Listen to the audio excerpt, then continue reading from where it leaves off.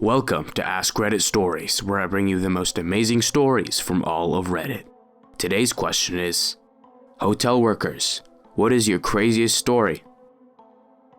Story number 1. I was cleaning rooms one summer. I entered a guest bathroom and noticed rolled up towels on the floor. This is pretty common, so I don't mind it at first. I start picking them up, and hidden underneath, I find a pile of human shit. I open the shower curtain as I begin to smell an overpowering stench of shit and find at least 10 dumps in the shower mixed with piss. The toilet? Clean as fuck. Doesn't look like it was even used. I quit that day. Story number 2. I worked at a water park hotel, and for Easter one year, they decided to host a massive Easter egg hunt with over 500 eggs, including a smaller golden egg that was worth a cash prize. They went all out for the marketing campaign. It was all over the website. They ran a ton of TV and radio ads. They even went so far to get local news stations to mention it at the end of segments. The hype was huge, both locally and otherwise. The planners unfortunately overlooked a massive detail. One of the major perks of staying at the hotel was that guests could enter the park 2 hours before the general public. The big day arrived, and it only took minutes to realize their mistake as hotel guests immediately began hunting down the eggs. By the time the doors officially opened to the massive crowd of excited kids and expectant parents 2 hours later, all of the 500 plus eggs had already been found. To top it off, the heating system for the water broke down. So, the park was packed full to capacity, no Easter eggs, and without heat in snowy Minnesota in April, the water was ice cold. The backlash was spectacular. Story number 3. As the owner of a bed and breakfast place for the last 8 years, the craziest thing I ever found was an old battered notebook with "Why I Love Salad" written on the front. I opened it and it had literally 70 to 80 pages on why salad is amazing. There'd be the occasional suggestion that the author believed salad to be alive in some sense. It looked like it had been written on and off over the course of several years. Story number 4. I used to serve room service in a hotel that was near a major national hospital. The hospital had reached some sort of business agreement with the hotel where people going into surgery could stay at the hotel the night before their surgery at a discounted rate. During my 3 years there, we had at least 6 guests die in the hotel the night before their surgery. It was always handled in a really hush-hush manner, but it was always fucked up to hear about. Story number 5. I worked in a pretty crappy, low-budget, 3-star hotel in Canada a year back. During my last month there, a guest came in to request to visit a potential room. Less than 2 minutes later, the guest comes back clearly pissed and leaves without saying anything. I go check the room afterwards, only to discover a pillow head completely covered in human feces. Apparently, even the cleaning staff didn't notice it since it was behind a chair. This was supposed to be a clean room ready to rent for the night. Story number 6. A man was having his house deloused and deep cleaned and wound up staying at the local Marriott that I worked for at the time.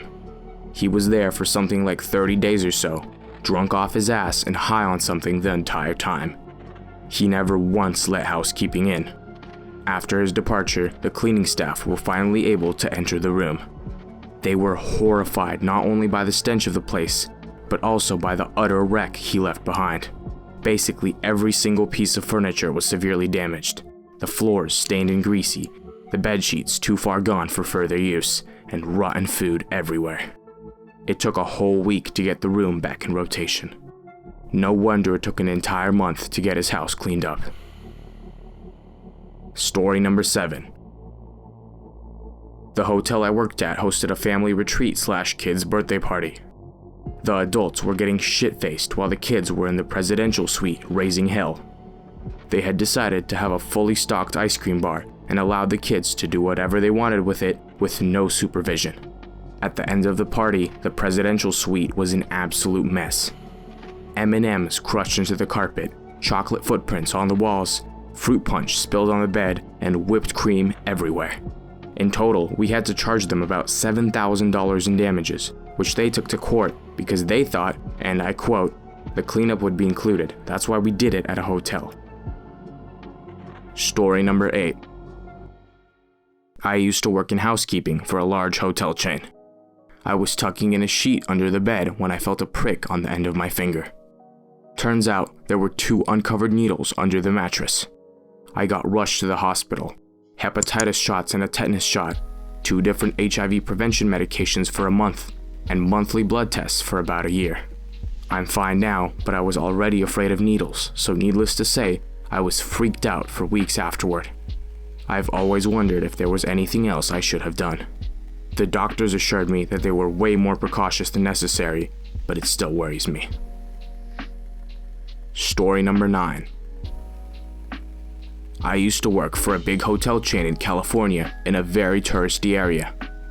It was relatively safe because of the high traffic of people. Most of the guests were business people and families on vacation. One morning, one of the housekeepers comes running to the front desk. She looks completely freaked out. Turns out, one of the guests discovered a bag of unattended, loaded guns in the fitness room. We had absolutely no idea who it belonged to. Management instructed me to sit in the fitness room and guard the gun bag and not allow anyone to take it while we wait for the cops to arrive.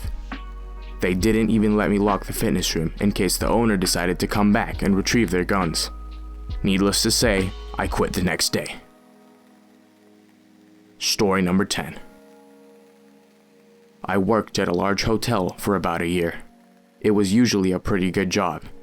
Some people would stay at the hotel for weeks or even months at a time, usually for business reasons.